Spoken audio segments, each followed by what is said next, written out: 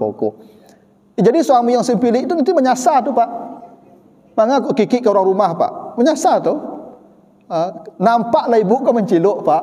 Nyu ambil separuh-separuh saya ibu kau. Bangkit paki apa jalan mati tu. Banyak sadoknya minta bersedekah. Karena kalau haji butuh biaya. Umrah butuh biaya. Salat butuh biaya, ada tutup aurat. Puasa butuh biaya, ada sahur dan berbuka. Sedekah tak butuh biaya apa ibu? Kalau zakat ia butuh biaya apa? Sedekah. Atabassum ala wajhi akhika sedekah. Tersenyum bertemu orang itu sedekah. Ibu bapa kalau kurang-kurang piti, sedekah dah Pak. Iya kalau kurang apa piti so-sobok je orang. Semua orang bisa bersedekah.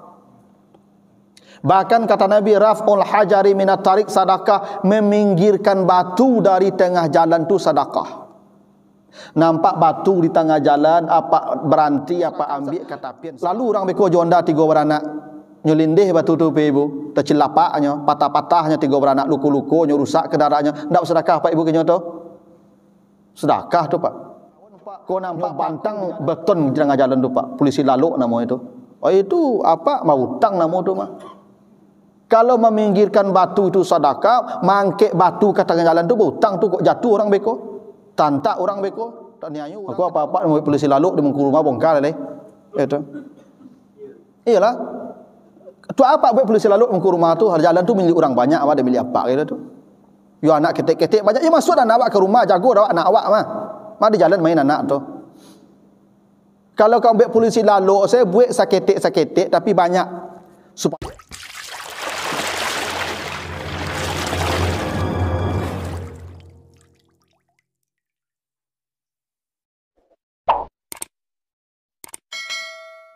Alhamdulillahi Rabbil Alamin. Assalatu wassalamu ala asrafil anbiya'i wal mursalin wa ala alihi wa ashabihi ajma'in.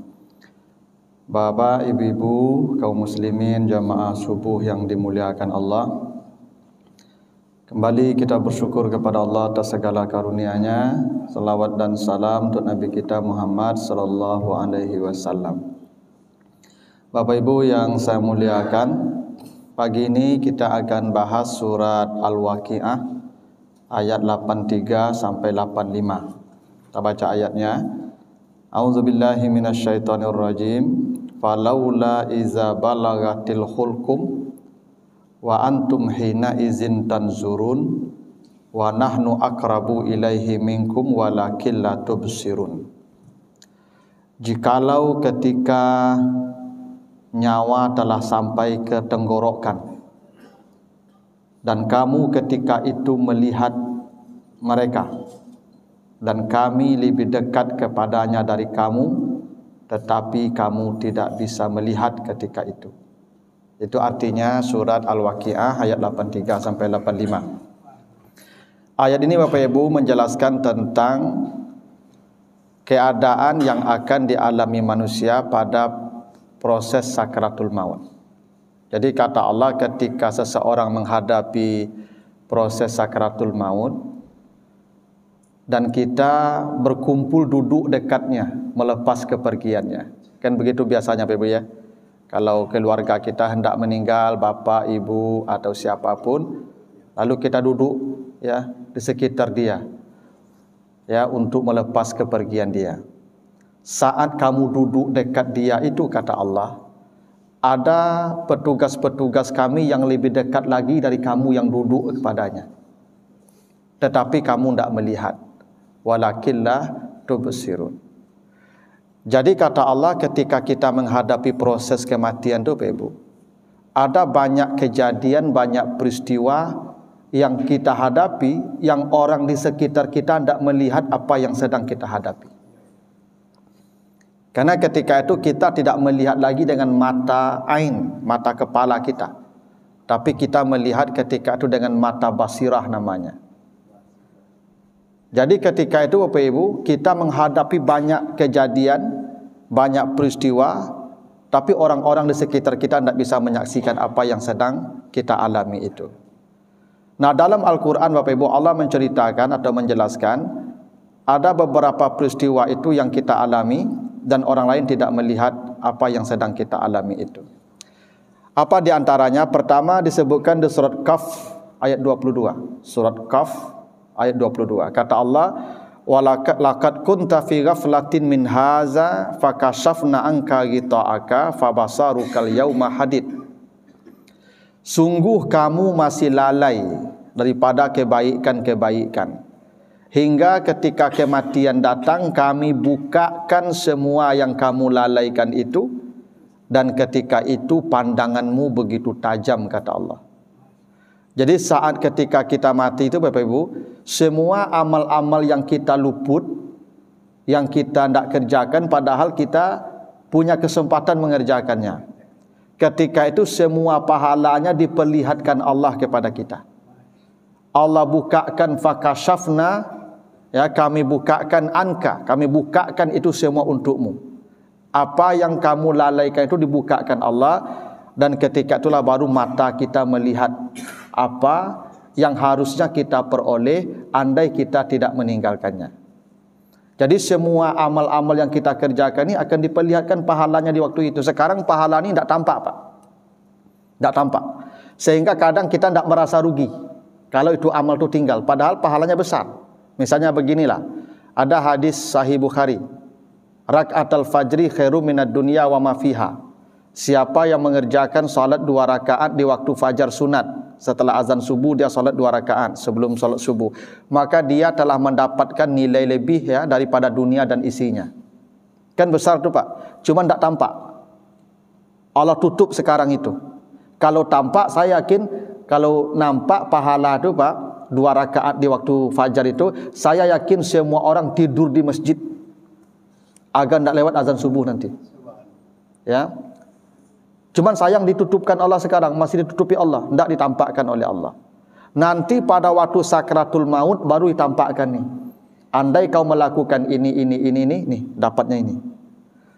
Ada sebuah riwayat yang populer Bapak Ibu. Ya, dulu semasa Nabi ada seorang sahabat namanya Sa'ban. Jadi Sa'ban ini selalu datang pertama salat subuh ke Masjid Nabawi. Jadi dia yang pertama selalu datang ke Masjid Nabawi subuh, dan dia duduk paling depan dan di pojok. Ni saf depan paling pojok tu Pak, tu tempat Sa'ban dulu.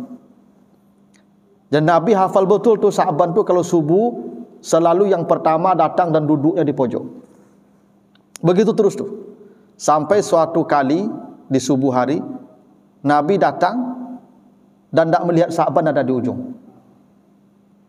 Lalu azan berkumandang, Nabi tengok juga, tak datang juga Sa'ban. Sampai sudah selesai azan mau iqamah, ditahan dulu oleh Nabi. Jangan iqamah dulu, tunggu Sa'ban datang. Setelah sekian di waktu ditunggu, tak juga datang Sa'ban, baru salat subuh. Setelah selesai salat subuh, Nabi balik badan ke belakang Pak. Biasanya sunnah Nabi begitu, kalau jadi imam, Nabi itu setelah salam tu balik badan ke belakang melihat siapa-siapa yang tak datang.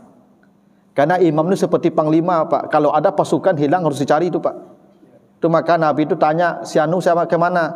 Oh dia nak datang, Rasulullah. Kenapa nak datang? Dia sakit. Maka Nabi habis subuh langsung menjenguk dia tu Pak. Begitu tradisi Nabi itu Pak dengan sahabat. Sudah salat subuh tengok masih juga Sa'ban tak ada. Baru tanya, mana Sa'ban? Tak ada yang tahu Pak mana Sa'ban. Lalu tanya, siapa yang tahu rumah Sa'ban? Tak ada yang tahu. Oh ada yang tahu satu. Saya tahu ya Rasulullah. Mari kita ke rumah Sa'ban. Maka habis subuh Nabi berangkat ke rumah Sa'ban jalan kaki. Dan Masya Allah ternyata ke rumah Sa'ban itu Pak 3 jam perjalanan. Baru Nabi tahu rumah Sa'ban ini jauh Pak. Bayangkan Pak, kalau paling dulu tibu subuh jam 5:30 dah tibu di Masjid Nabawi, jam berapa dari rumah tu Pak. Tak ada motor, tak ada mobil zaman tu Pak Ibu. 3 jam ke rumah Sa'ban Pak. Sampai di rumah Sa'ban, diketuk pintu. Assalamualaikum, waalaikumsalam. Keluar istrinya. Apa benar ini rumah Sa'ban? Benar. Ini rumah Sa'ban. Sa'ban mana? Kata istrinya, inna lillah wa inna ilaihi raji'un. Sa'ban sudah meninggal tadi malam ya Rasulullah. Maka subuh nak datang tu Pak. Meninggal dia. Tapi kata istrinya, ya Rasulullah, sebelum Sa'ban menghembuskan nafas terakhir, dia berteriak 3 kali. Apa teriakan Sa'ban kata Nabi? Kenapa tidak lebih jauh? Kenapa tidak yang baru? Kenapa tidak semua? Habis itu Sa'ban meninggal setelah berteriak 3 kali. Kenapa tidak lebih jauh? Kenapa tidak yang baru? Kenapa tidak semua? Meninggal. Apa kata Nabi kepada sahabat ketika itu? Apa yang diteriaki Sa'ban menjelang mati, itulah yang kalian masih lalai, kata Nabi. Maka Nabi bacakan ayat ini, laqad kunta fi ghaflatin an haza.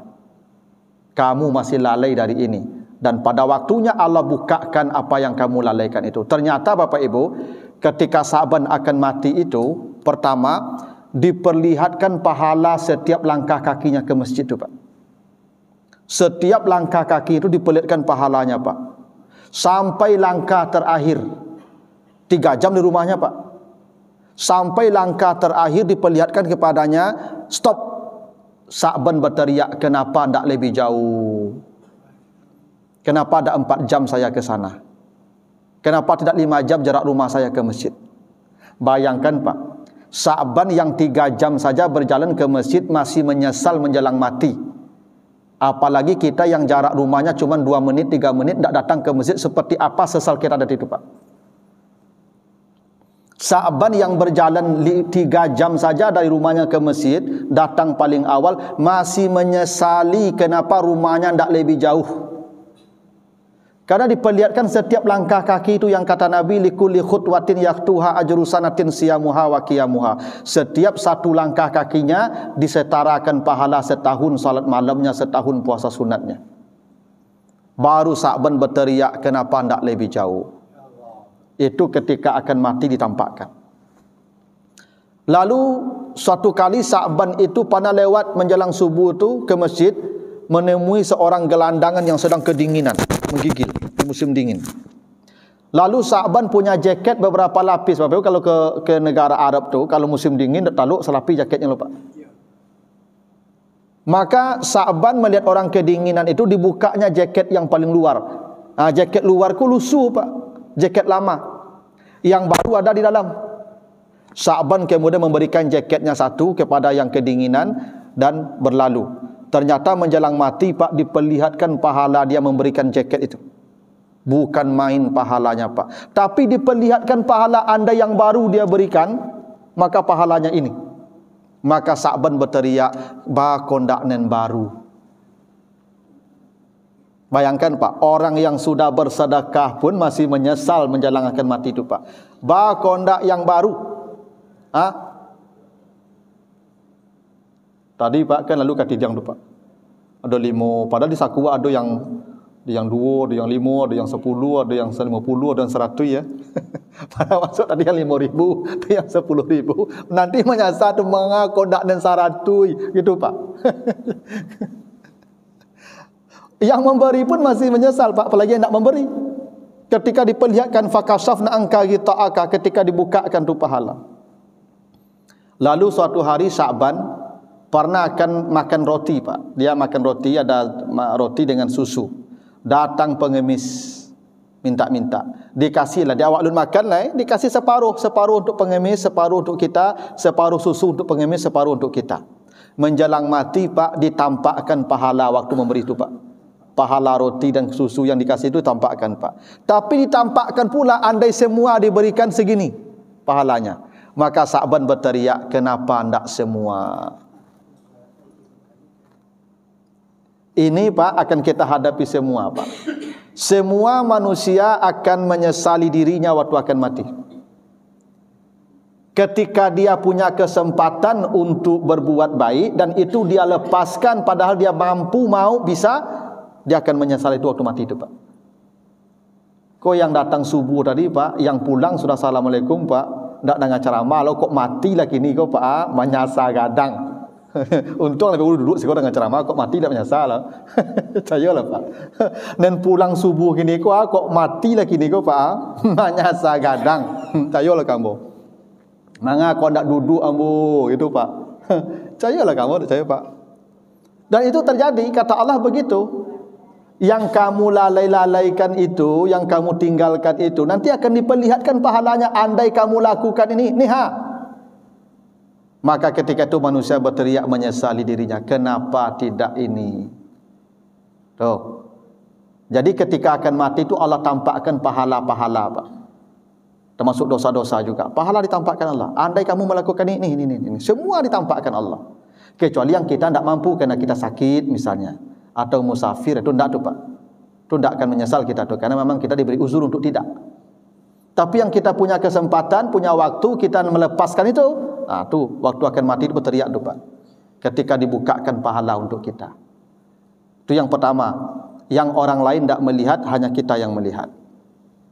Yang kedua, disebutkan di surat Al-Munafiqun ayat yang ke-10. Kata Allah, ketika kematian mendatangi seseorang, nyawanya sudah ditarik oleh malaikat maut, manusia berkata, Rabbi, laula akhartani ila ajalin qarib fa as-saddaqa wa akum minas salihin. Ya Allah, andai engkau tunggu mati saya sebentar. Jadi manusia minta tunggu, Pak. Ya Allah, tunggu sebentar, jangan matikan dulu, tolong tunda mati saya. Andai engkau menunda mati saya walaupun sebentar, tidak perlu sehari 2 hari, 1 jam kurang atau setengah jam juga tidak apa-apa, tapi tunggu sebentar. Beri saya tambahan sebentar. Untuk apa? Fa'as-saddaqa, saya ingin bersedekah. Hebatnya begini Pak, kan amal itu banyak. Ada haji, umrah, puasa, tahajud, baca Quran. Tapi orang yang akan mati itu minta ditunda supaya bisa bersedekah. Jadi ketika awak mati itu ada dialog dengan Tuhan ketika itu. Dan dialog itu tidak lidah lagi. Lidah tidak bicara lagi. Tapi mutakalim kita yang bicara dengan Allah itu. Terjadi dialog dengan Allah. Orang di sekitar kita tidak tahu kalau kita sedang berdialog itu Pak. Ya. Mereka tidak mendengar dialog kita ketika itu. Tapi mereka yang akan mati itu berdialog dengan Tuhan minta tunggu. Tapi menariknya, mereka kalau ditunggu matinya, tidak jadi dimatikan, dikasih waktu tambahan. Mereka bukan ingin tahajud, bukan ingin haji, umrah, bukan ingin puasa, bukan ingin, tidak. Yang diinginkannya satu saja, bersedekah. Pertanyaan apa Bu? Baku orang menjelang mati itu ingin bersedekah Pak. Satu, ketika akan mati itu baru ditampakkan janji Nabi. Apa janji Nabi? Kullu mri'in tahta zilli sadaqatihi hatta yuqdama bainan nas. Semua orang akan dilindungi oleh sedekahnya sampai hari kiamat. Jadi baru ketika itu ditampakkan betapa hebatnya perlindungan sedekah bagi ahlinya. Makanya kata Nabi, ittaqin nara walau bisikki tamra. Kalau ada orang bersedekah walaupun separuh korma, Allah tutup pintu neraka untuknya.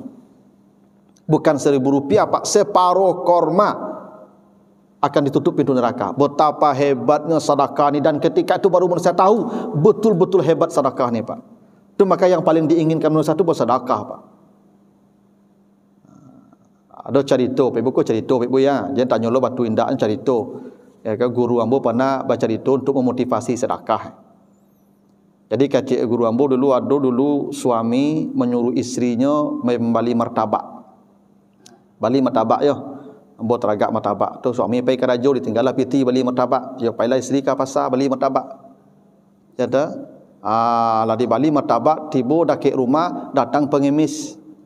Assalamualaikum, Waalaikumsalam. Bu minta sedekah. Okey cik ibu tadi onde Pak. Ambo ndak ada piti lo Pak. Suami ambo tak ada meninggal piti lo. Jadi suami ko meninggal piti tu beli martabak saja Pak. Ko suami cekil lo ko.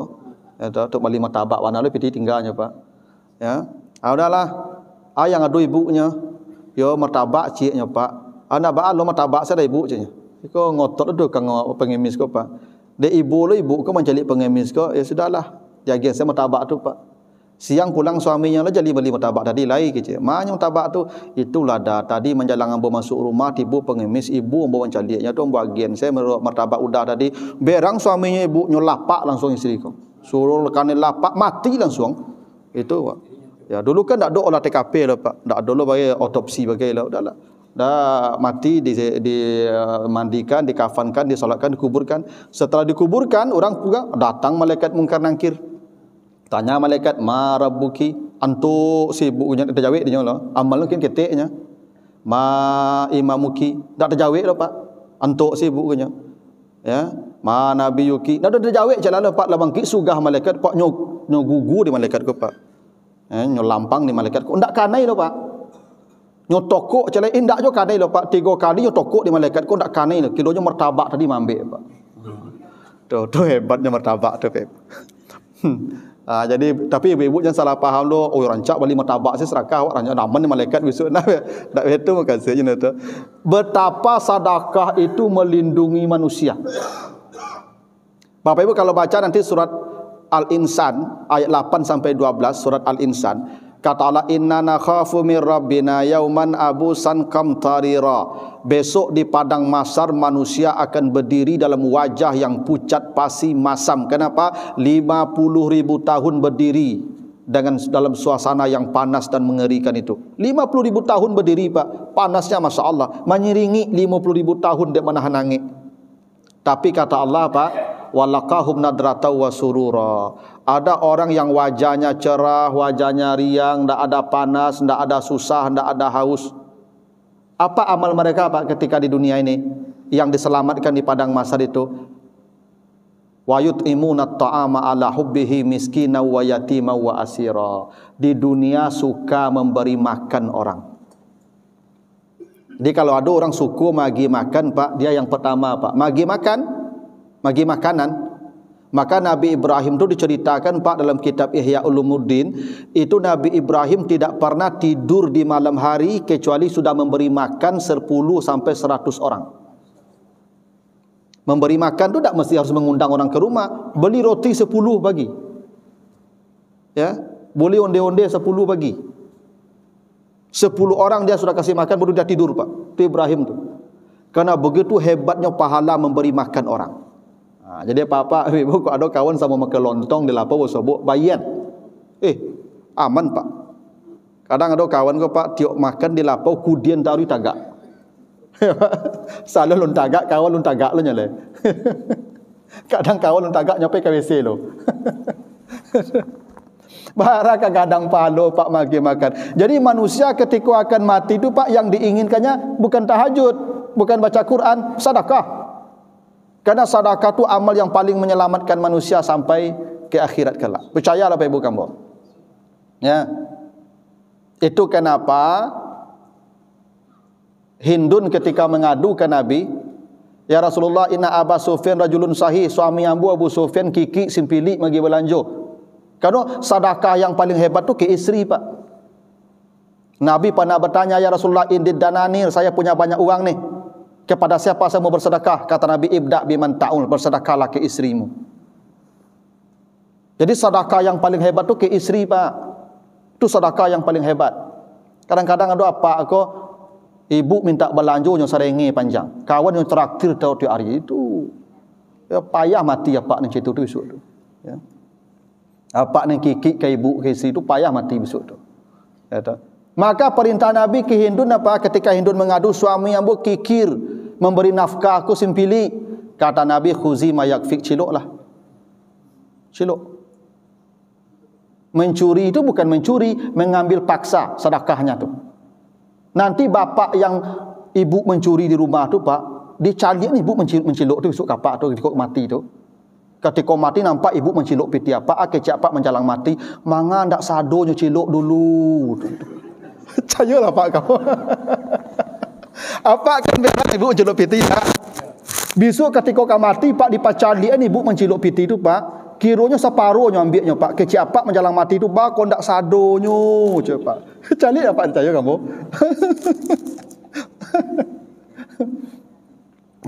Karena sedekah tu yang paling hebat ke istri tu. Tu makanya Hindun disuruh mencuri tadi tu Pak. Disuruh mencelok, ini celok oleh Cik Nabi. Kok sempilik saja celok oleh. Tapi kau ambo tak menyuruh ibu mencelok lah ya. Jadi ibu kau dapat angin beko. Ya dah, lama hilang-hilang saya piti apa doma lah ya dah. Ini kalau suami ibu kayo, tu bagi kebutuhan pokok ibunya sempilik, aku ambil lah tapi babatih juga mayakfik sesuai kebutuhan pokok. Nya tak boleh lah mencilok kau semena-mena lah ibu untuk kebutuhan pokok. Jadi suami yang sempilik itu nanti menyasar tu Pak. Maka aku kikik ke orang rumah Pak. Menyasar tu. Nampaklah ibu kau menciluk Pak. Nyu ambil separuh-separuh saya ibu kau. Oh, bangkit paki apa jalan mati tu. Mana sado nyu ambil. Gitu Pak. Jadi itu kenapa mereka minta bersedekah. Dua, kenapa manusia minta bersedekah? Karena kalau haji butuh biaya. Umrah butuh biaya. Salat butuh biaya, ada tutup aurat. Puasa butuh biaya, ada sahur dan berbuka. Sedekah tak butuh biaya apa ibu? Kalau zakat ia butuh biaya apa? Sedekah tak butuh biaya. Karena sedekah tu ada ini, tapi ada juga yang tak punya ini, tak punya uang, dia bisa bersedekah juga. Apa kata Nabi? Atabassum ala wajhi akhika sadaqah. Tersenyum bertemu orang itu sedekah. Ibu bapa kalau kurang-kurang piti, sedekah dah Pak.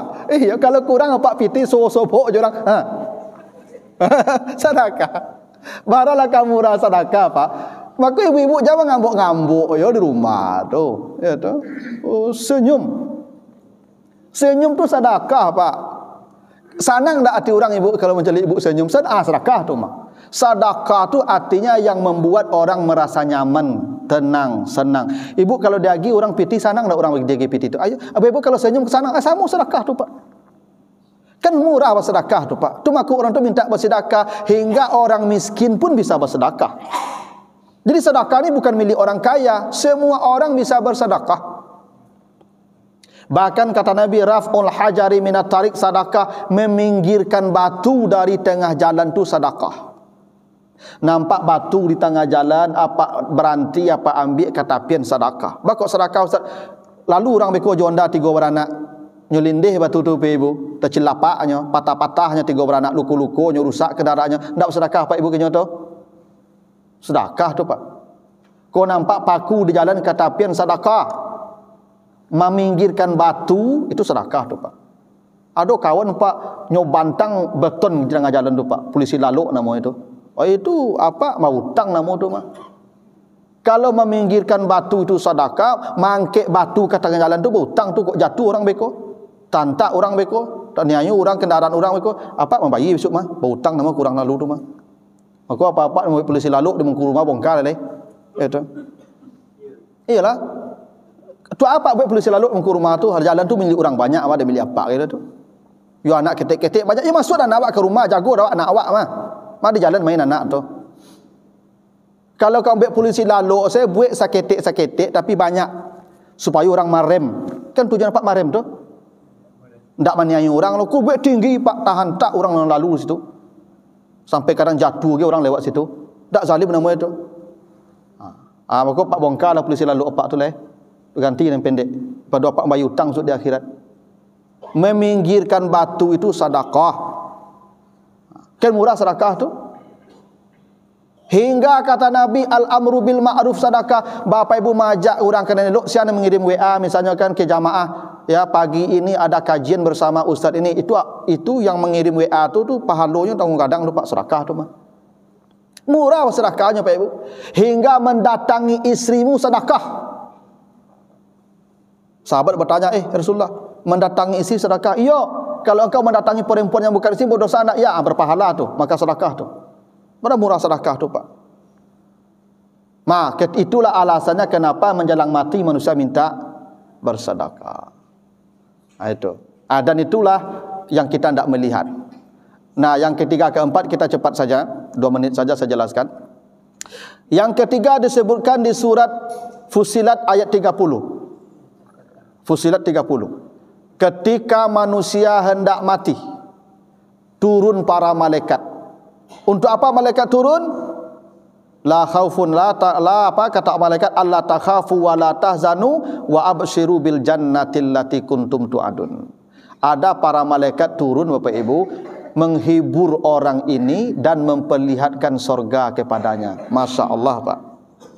Ada orang menjelang detik-detik akan dipanggil tu Pak, turun malaikat memperlihatkan sorganya. Karena kematian tu Pak ceritanya, riwayatnya itu bermula dari kaki. Terakhir dia hulkum tenggorokan, ujungnya di ubun-ubun. Jadi ubun-ubun ni terakhir nyawa kita ni Pak. Tu makanya orang kalau mati matanya putih terbalik. Karena kata Nabi, mata mengikuti tarikan ruh sampai ke ubun-ubun. Di sini pintu tobat batasnya, tenggorokan. Bermula mati dari kaki itu, Pak. Itu maka orang kalau laka mati itu, Pak, sakratul maut dingin kakinya tu. Rasuklah tu. So kaki Pak lu kalau lai yangi lu itu tu, tapi kalau lah dingin tu mulai kerajo itu. Jadi orang sakratul maut rasuk kaki Pak. Kalau lali kakinya Pak lah dingin, itu lah mulai tu, Mak. Pengen disabui lah kayaknya lah dingin nang madak kalamo lah kau. Takut je kau, Pak. Ya tu.